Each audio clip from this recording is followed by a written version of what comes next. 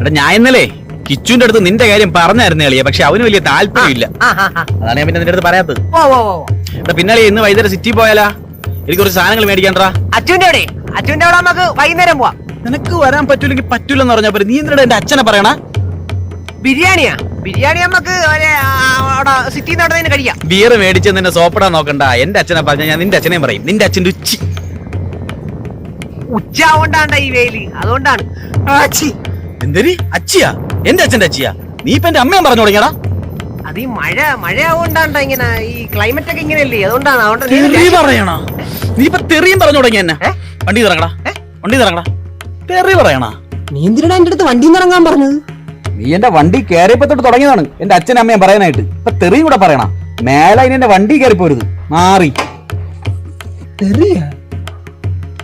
അതിന് ആരാ എന്റെ അച്ഛനും അമ്മയും പറഞ്ഞു?